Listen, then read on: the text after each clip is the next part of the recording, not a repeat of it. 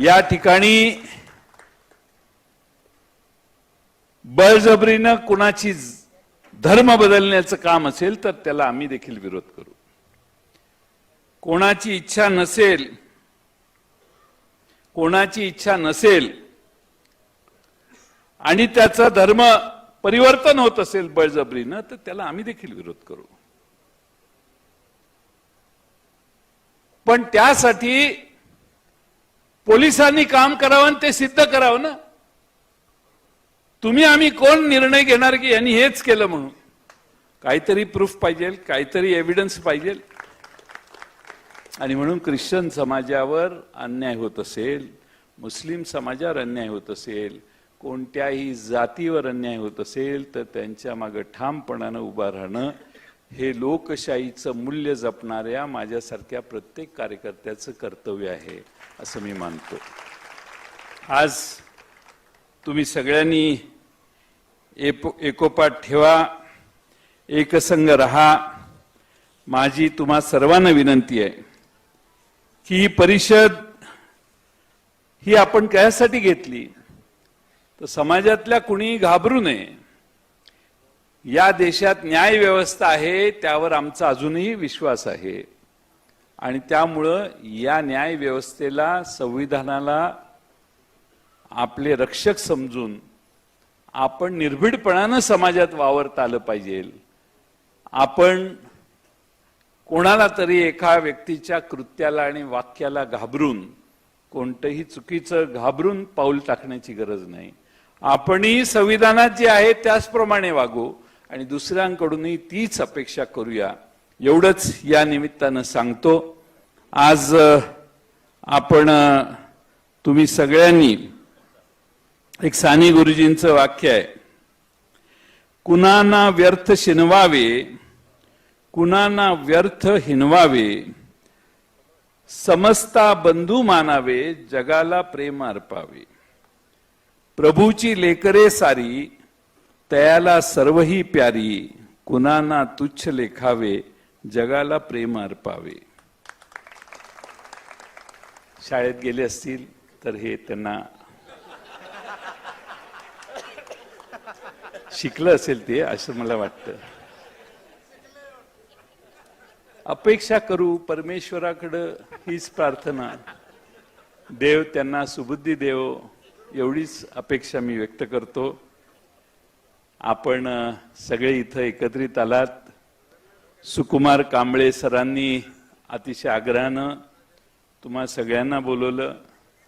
तुम्ही स्वतः सगळे मोठ्या संख्येनं इथं आलात. आमचे अजिंक्य चांदणे बीडवरून आले.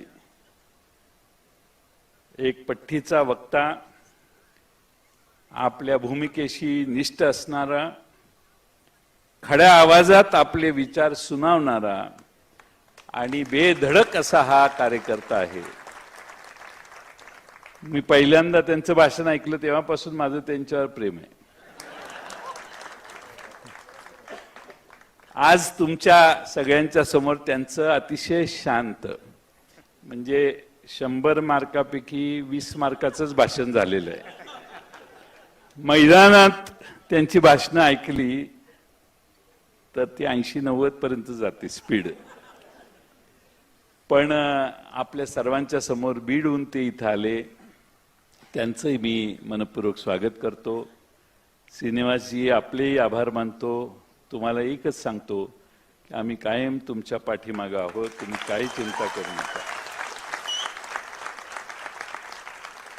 आपल्या सर्व धर्मांना एकत्रित ठेवण्याचं काम या जिल्ह्यात आम्ही सगळे करू इच्छितो आणि त्यामुळं तुम्ही कधी मनातनं अशी शंका येऊन देऊ नका की ठीक आहे सगळे आले नसतील आज, पण आमची सगळ्यांची ही भावना आहे की आपण एकत्रित राहिलो तरच या सांगली जिल्ह्याचा, महाराष्ट्राचा आणि देशाचा विकास होईल आणि तीच भूमिका आपल्या सर्वांच्या मनात असू दे अशी अपेक्षा व्यक्त करतो. प्रश्न राहिला माझ्या मतदारसंघाचा. माझा प्रॉब्लेम काय आहे? मी मंगळसूत्र चोरांच्या विरोधी लढत नाही. प्रॉब्लेम आहे.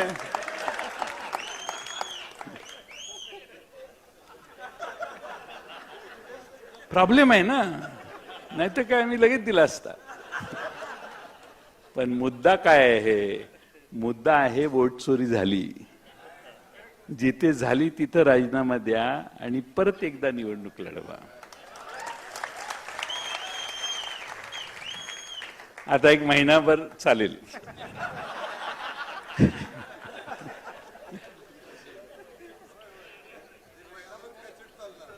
समाजामध्ये असेही काही लोक लागतात जे निंदा करणारे असावेत. आता अलीकडे मी तयार करायला लागलोय काही लोक.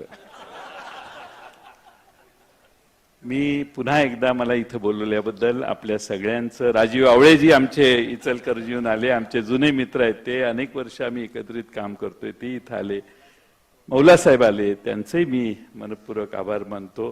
तुम्हाला सगळ्यांचे आभार मानतो. आणि आता काय आहे, सुकुमार कांबळेंच्या आधी मी का बोललो, मला आरतीला जायचंय, अष्ट्यात देवदर्शनाला गणपतीला जायचंय,